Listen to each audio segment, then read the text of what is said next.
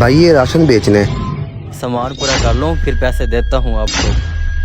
ये तो वही राशन है जो बाबा ने खाने के लिए दिया था इस मौलवी को, और ये मौलवी इस राशन को बेचने आ गया। मैं अभी जाके बाबा को बताता हूँ।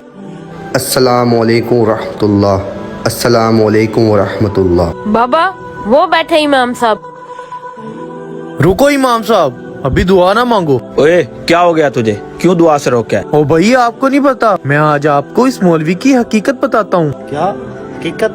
कैसी हकीकत? जी मैं दिखाता हूँ इस मौलवी का असल चेहरा। मैंने इसे राशन दिया था ताकि ये ले जाए, खुद भी खाए और अपने बच्चों को भी खिलाए, लेकिन इसने क्या किया, इसने वो राशन मार्केट में जाकर बेच दिया। ये सारा मामला मेरे इस बच्चे ने अपनी आंखों से देखा है। अगर आपको नहीं ना यकीन तो आप इस मौलवी से खुद ही पूछ लें। इमाम साहब बताओ, क्या ये सच कह रहा है? जी ये सच कह रहा है, पर भाई ने मुझसे पूछा है कि मैंने जाके राशन क्यों बेचा है, क्या मजबूरी थी मेरी।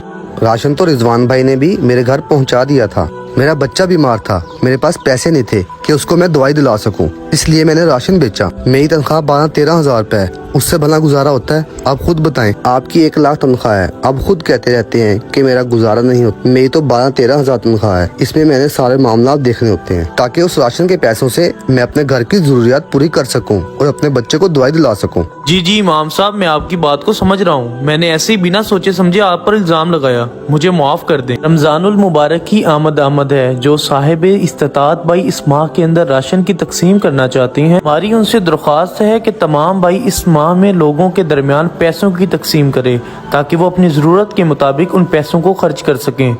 तमाम मुसलमानों को FFF क्रिएटर टीम की तरफ से रमजानुल मुबारक की आमद बहुत बहुत मुबारक हो।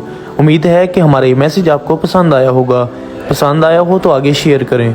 शुक्रिया।